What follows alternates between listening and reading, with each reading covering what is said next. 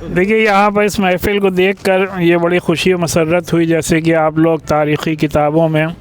پڑھتے رہے ہوں گے کہ اکثر یہ بات کہی گئی ہے اور لکھی گئی ہے کہ زندہ قوموں کی مثالیں یہی ہوا کرتی ہیں کہ وہ اپنی تاریخ کو، اپنی تہذیب کو، اپنی روایات کو، اپنے کلچر کو، اپنی زبان کو ہمیشہ زندہ رکھنے کی کوشش کرتی ہیں۔ تو اہل لکھنؤ نے بھی اور خاص کر یہاں پہ مسلمانوں نے ہر دور میں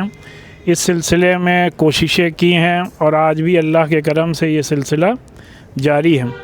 اگرچہ ظاہر سی بات ہے حالات کے تحت کچھ ہی افراد رہ گئے ہیں جو کہ یہاں پہ تشریف فرما ہیں، کہ ان کے اندر یہ ایک فکر ہے، ایک تڑپ ہے کہ کس طریقے سے ہم اپنی تہذیب کو زندہ رکھ سکیں، اور اسی سلسلے میں ہم سمجھتے ہیں کہ یہ ہیریٹیج آف اودھ کے نام سے جو تنظیم قائم کی گئی ہے اس کا یہی بنیادی طور پہ مقصد ہے،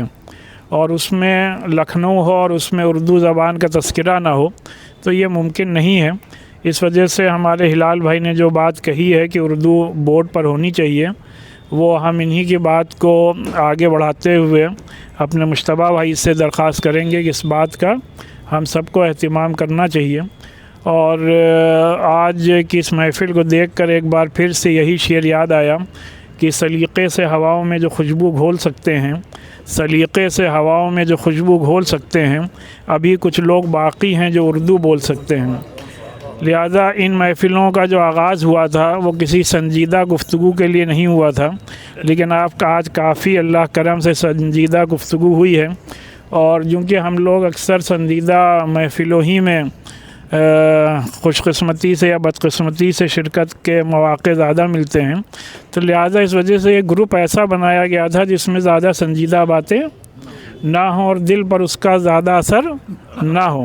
لیکن آج کافی گفتگو ہوئی ہے، تو میری منتظمین سے گزارش ہے کہ اس کے بعد جو بھی اپنے یہاں کوئی پروگرام رکھے اس میں یہ بات طے کر لے کہ صرف 2 حضرات کی گفتگو ہوگی، اور ان کو پہلے سے موضوع دیا جائے کہ وہ ڈیٹیل اس پر کم سے کم 15 سے 20 منٹ کی گفتگو کریں، اور ظاہر سی بات ہے صدارت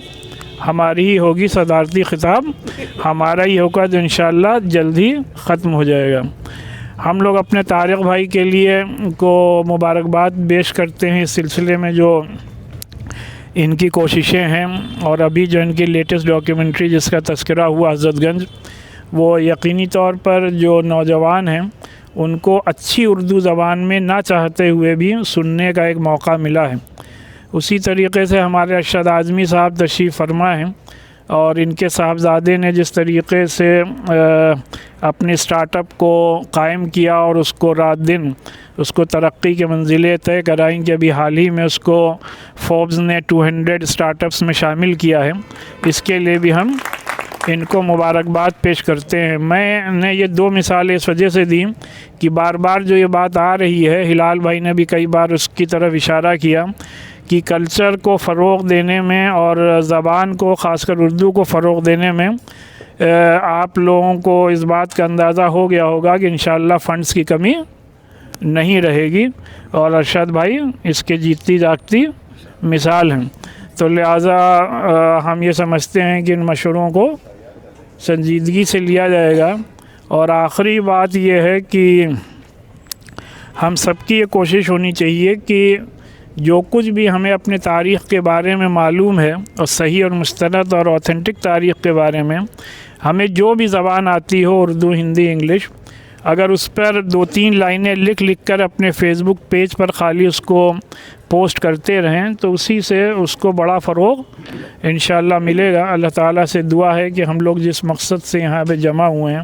اللہ تعالیٰ اس کو قبول فرمائے، اور ہمارے مشتبہ بھائی اور ان کی ٹیم نے آج جو ہم لوگوں کو یہاں پر آنے کی دعوت دی، اور امید ہے کہ انشاءاللہ جو ذائقہ دار کھانا ابھی وہ سرو کریں گے اللہ تعالیٰ ان کو بھی اس کا بہترین اجر عطا فرمائے، اور اس میں بھی بریانی نہ کہہ کے سب لوگ اب اس کو پلاؤ کہنا شروع کریں، تو ہم یہ سمجھتے ہیں کہ سب سے بہتر اور پریکٹیکل کام ہوگا۔ ہم سب اپنی گفتگو میں اکثر بریانی ہی کہتے ہیں، جس سے کہ جو پلاؤ کا ذائقہ ہے وہ کہیں نہ کہیں غائب ہوتا جا رہا ہے۔ اور اس کا سب سے بڑا قصوروار ادریس بریانی ہے کہ ماننا معلوم اس نے کیوں بریانی رکھا، اگر ادریس پلاؤ رکھتا تو ہم سمجھتے ہیں کہ اس کو بڑا فروغ ملتا۔ بہرحال ہم اپنے پڑوسی کے بارے میں زیادہ کچھ نہیں کہنا چاہتے ہیں، اور امید کرتے ہیں کہ انشاءاللہ ہم لوگ اسی طریقے سے مل بیٹھ کر کے اچھی لیکن مختصر گفتگو کا سلسلہ جی نہیں، اسی لیے میں یہ کہہ رہا ہوں کہ اگر فتوے کی ضرورت ہوئی تو انشاءاللہ بہت عمدہ